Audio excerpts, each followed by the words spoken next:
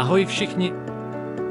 Vítejte u prvního dílu našeho speciálního videoseriálu, ve kterém se s vámi podělíme o jedinečnou zkušenost kompletní rekonstrukci mezonetového bytu 5+2 přímo ve slunném Španělsku.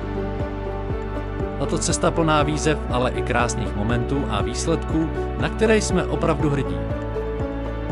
Vše dobrodružství začalo dlouhou cestou, která nás zavedla přes Francii, kde jsme si dopřáli krátkou, ale osvěžující noční přestávku.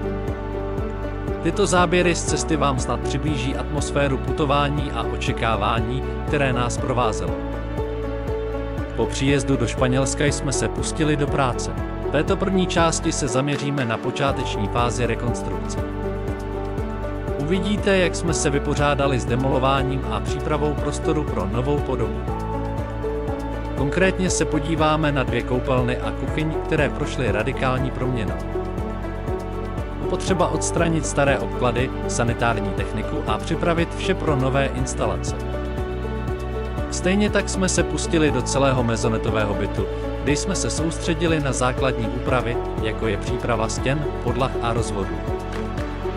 Fotografie vám ukážou nejen průběh prací, ale i detaily, které odhalují rozsah celého projektu. Doufáme, že vás tato první část zaujme a vtáhne do děje.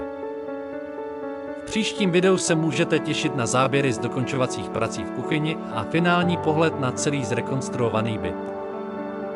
A na konci vás čeká ještě malé překvapení v podobě záběrů z naší cesty zpět, s úchvatnou zimní krajinou a závěrečnými záběry z Čech. Zůstaňte s námi.